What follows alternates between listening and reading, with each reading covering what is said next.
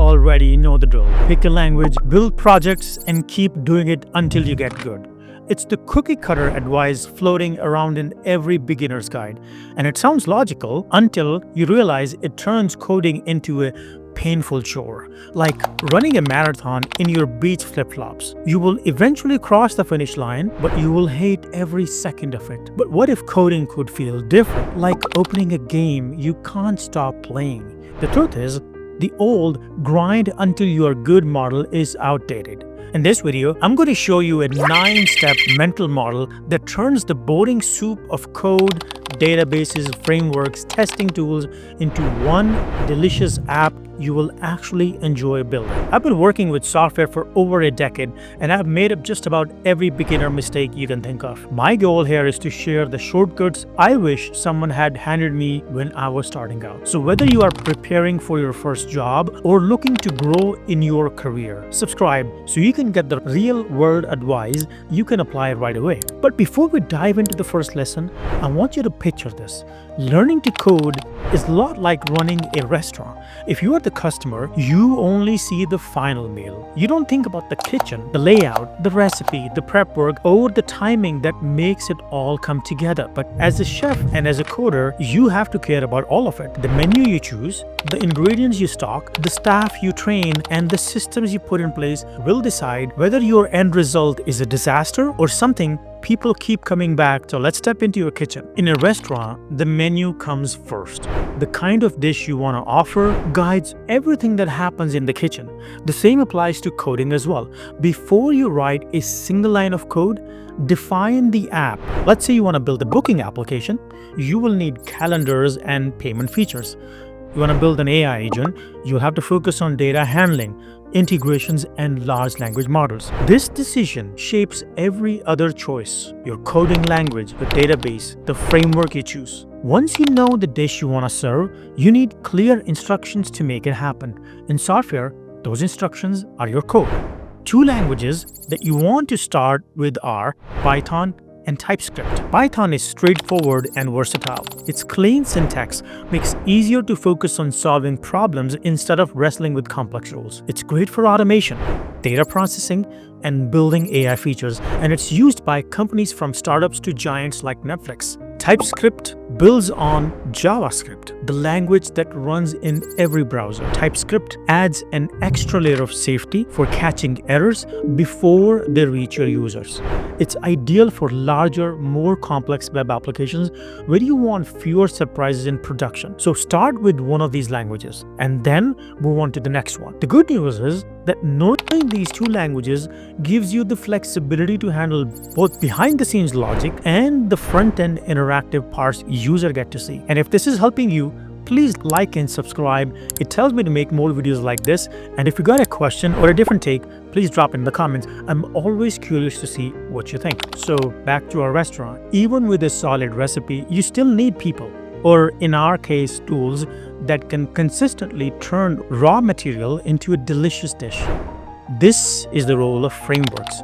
Frameworks give you structure, handle common tasks, and help you work faster without reinventing the basics every single time. For the front end, Next.js extends React framework with built-in performance optimizations and server-side rendering. It's widely used, well-documented, and designed for fast, scalable websites. For the backend, Fast API is a modern Python framework that makes building APIs straightforward while still being extremely fast. It includes type checking, automatic documentation, and clean integration with databases. These frameworks are like your kitchen staff. They know the standard processes, handle the repetitive work, so you can focus on the unique features of your app. So far, you have the menu, you have the recipe, and you also have the staff. But a kitchen can't run without ingredients, the raw material, and an app can't run without data. Your database is where your data lives. Postgres is like a well-organized pantry. It's relational, meaning data is stored in structured tables with clear relationships. It's great for complex transactions. On the other hand, MongoDB is more like a flexible walk in the fridge. Instead of fixed tables, it stores data in JSON-like documents, which is useful when the structure of your data is not fixed. The right choice obviously depends on your menu. Complex structured systems often use Postgre, for example, the Airbnb booking management system. Apps with changing or unstructured data might lean on MongoDB, for example, a content management app like Notion. Now, even if you have the best possible ingredients, your meal can be ruined by poor presentation. How your app looks and interacts with end users is super important. And that's where front-end of your app matters. React is one of the most widely used libraries for building dynamic, responsive interfaces. It lets you create reusable components like standard plate settings in a restaurant, where you should keep the fork and knife, so every part of your app feels consistent. A clean, intuitive interface is what makes your dish inviting. Your customers may never see the kitchen, but they will notice how it is served. If this all feels a bit overwhelming, I get it. I've been right where you are. That's why I put together a free guide and a worksheet to help you figure out the best role for you and prep without wasting weeks on stuff you don't need.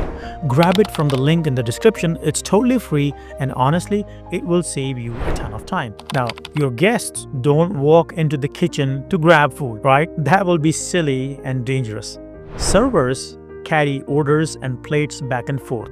In your application, the API does that job. It moves the data between the front end and the back end. REST is pretty much the standard. REST gives you predictable URLs, clear verbs like get, post, put, delete, and JSON responses most tools will understand. When the wait staff of your restaurant and the APIs of your code are reliable, the dining room stays calm and app users get exactly what they ask for. A good kitchen follows a system of cooking. For example, prep stations, timers, and workflows that keep service moving. In software development, that's done by your build tools and CI/CD pipelines. CI/CD stands for continuous integration and continuous delivery pipeline. Think of this as a conveyor belt in a restaurant kitchen that moves ingredients from one step to another. GitHub and GitLab pipelines automate testing and deployment, so updates flow smoothly from your local environment to the production. So don't underestimate the build process.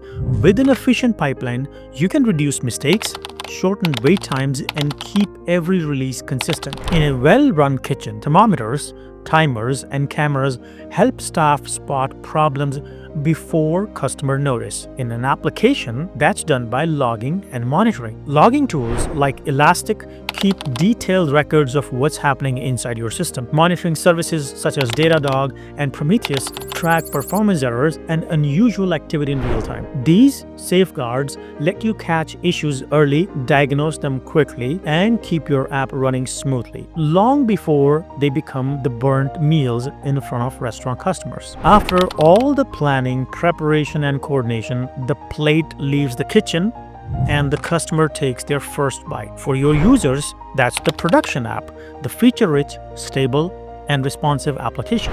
Think about opening Netflix. You scroll, pick something, and it starts playing instantly. You're not thinking about video compression algorithms, global content delivery networks, or AI-based recommendation engines. That is the sign of a well-built production application. Everything works behind the scenes so well that the user forgets it's even there. But here is a twist.